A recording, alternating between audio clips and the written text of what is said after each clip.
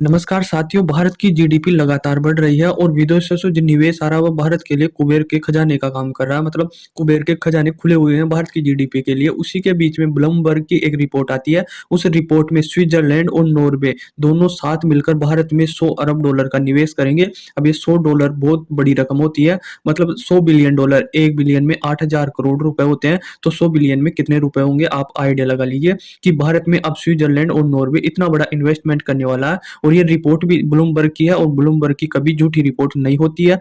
Bloomberg ने यह बताया कि जो भारत में ये 100 अरब डॉलर निवेश करेंगे, उससे भारत में रोजगार भी काफी ज्यादा उपलब्ध होगा। इससे आइडिया लगाया जा रहा है कि कम से कम 1 मिलियन से ज़्यादा रोज़गार उपलब्ध होगा। 1 मिलियन में 10 लाख होते हैं भारत में, तो 10 लाख लोगों को रोज़गार मिलेगा इसमें। हमारे भारत में क्या होता है कि यदि किसी की भी वैकेंसी निकली, मान लो रेलवे की 1 लाख वैकेंसी निकली है, तो उसमें 2 करोड़ फार्म भर देते हैं, तो बेरोज़गारों की संख्या बहुत ज़्यादा है। और 1 लाख रेलवे की वो देती है ना वैकेंसी, तब इतने रोज़गार निकल के आते हैं, इतने बेरोज़गार निकल के आते हैं। तो इस जो निवेश करेगा 100 अरब डॉलर का स्विट्ज़रलैंड और नॉर्वे, तो उसमें 10 लाख लोगों का रोजगार की गारंटी दी है इसने। भाई यदि निवेश हुआ तो इतने लोगों को रोजगार मिलेगा, तो ये काफी अच्छी खबर है भारतीयों के लिए भी, निवेश जीडीपी के लिए भी, और जो बेरोजगार है उनके लिए भी काफी अच्छी खबर है। ब्लूमबर्ग की ये रिपोर्ट है जिसमें ये 100 अरब डॉलर का निवेश करेंगे, वह एक दिन में नहीं कर देंगे। उन्होंने बताया कि ये 100 अरब डॉलर दोनों देश मिलकर कम से कम 15 साल में निवेश करेंगे, रुक रुक कर समझ के जीडीपी को किस तरफ जा रही है भारत की, उसी सेक्टर में निवेश करेंगे। चाहे इंफ्रास्ट्रक्चर हो गया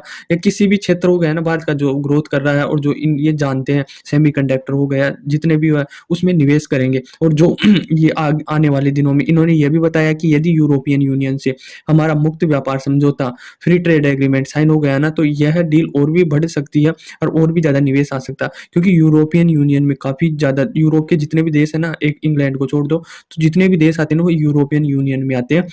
और यदि भारत का एक बार यहाँ से मुक्त व्यापार समझौता हो जाता है, टैक्स फ्री आप आयात कर सकते हो, निर्यात कर सकते हो, आप पर कोई टैक्स नहीं लगेगा, तो उससे भारी इन्वेस्टमेंट आने की संभावना है। और आगे आने वाले दिनों में ये इस पर काम भी चल रहा है, और कहीं ना कहीं ये मतलब लास्ट स्टेज में पहुंच गया कि हाँ, अब यूरोपियन यूनियन से हमारा फ्री ट्रेड एग्रीमेंट साइन होने वाला है। उसके बीच में फ्रांस के साथ भी बात चल रही है, तो कहीं ना कहीं हमारी जीडीपी को काफी बूस्ट मिलेगा और काफी ज्यादा ग्रोथ मिलेगी।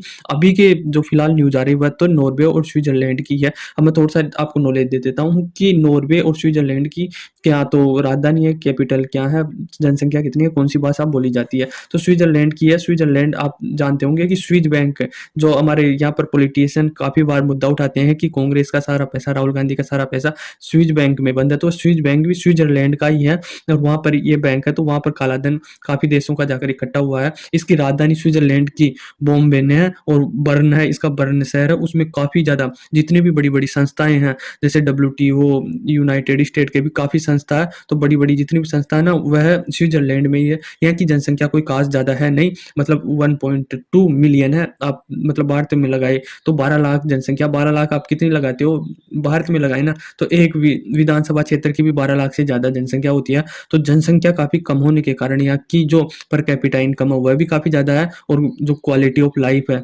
जो लोगों का जीने का तरीका, वह भी काफी अच्छा है, क्योंकि जनसंख्या काफी कम है और जीडीपी काफी ज्यादा है। और यहाँ पर अंग्रेजी और जितनी यूरोप की कई भाषा है, इनकी लोकल भाषा भी यूज लेते हैं। यहाँ पर नॉर्वे की बात कर ले तो नॉर्वे का जो मतलब ओस्लो है, इसकी राजधानी है, जनसंख्या कोई ज्यादा नहीं है, 32,03,887 जनसंख्या इसकी। इसकी जनसंख्या कुछ खास नहीं है, 5.9 मिलियन है। मतलब आप सीधा सीधा 60 लाख के समथिंग इसकी जनसंख्या लगा लो।